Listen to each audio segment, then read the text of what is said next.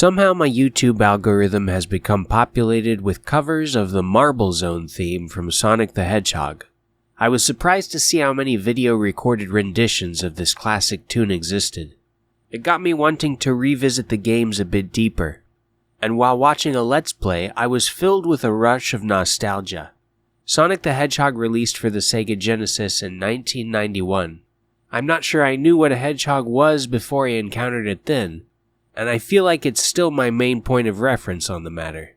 Many people in my generation related more closely with Mario, but I think it's just by virtue of the Genesis being the console that we had in my house.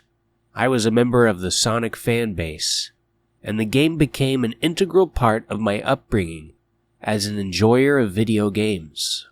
The premise of Sonic games is simple. You are a hedgehog who is out to collect rings and emeralds, and to defeat Dr. Robotnik. Your path will inevitably cross with his robot henchmen, who you must destroy, thereby freeing their hostage pilots from captivity. Sonic simply must move fast. You'll travel at great speeds, making use of the spin dash, and leveraging gravity and physics to maximize acceleration, increasing your ability to traverse complex stages in record time. Reach the end of a stage, boop Dr. Robotnik, free the hostages, and chase him to the next location. After each stage, you'll have an opportunity to collect a Chaos Emerald from the bonus level.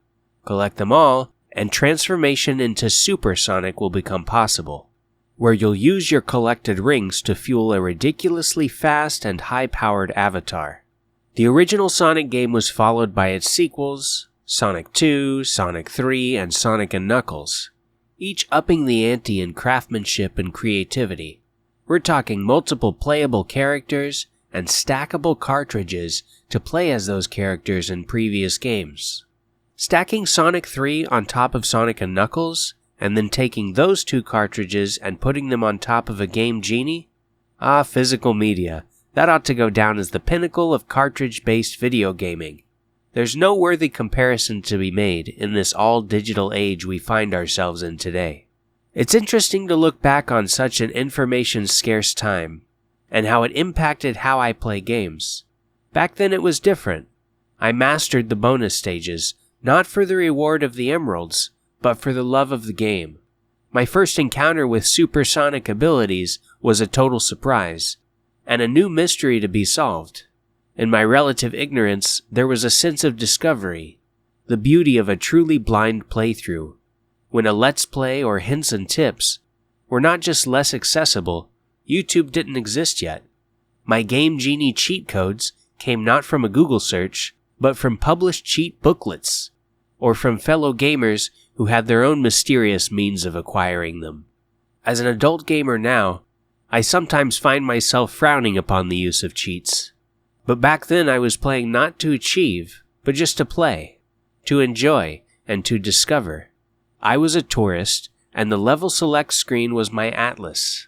With the GENIE by my side, I had nothing to fear, and the world of the Sonic games was my oyster. It was around 1996 or 7 that my attention was peeled away from the Sonic franchise. I became a PlayStation player. My new mascots were Crash Bandicoot, Solid Snake, and of course Tony Hawk. With the THPS games releasing in such quick succession and proving to be a new passion for me, along with the craze that was Pokemon, I missed the chance to enjoy the initial releases of later Sonic games. I only heard secondhand of the intriguing Chow Gardens of Sonic Adventure 2. I've had the opportunity to return to the Genesis games again on original hardware, and also on such diverse platforms as the Apple TV, which, by the way, I don't necessarily recommend as a way to first experience these games, but it's kind of a novel app to have when you're away from your gaming setup. Sonic's legacy continues with some modern releases.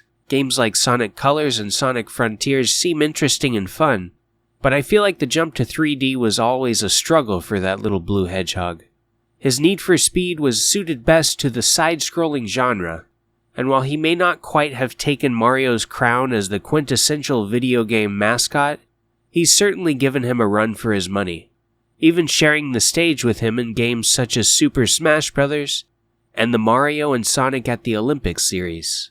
Sonic has become a mainstay in pop culture, with his cinematic debut in 2020 and subsequent sequel, and a steady stream of animated series throughout the years. Oh, and this sweet Lego set. Thanks for watching this dive into the Sonic mania. Let me know in the comments if you found yourself caught up in it too over the years. Click the like button if you liked this video, and subscribe for more content like this. Check out my other videos about video games, and thank you for watching. We'll see you in the next one.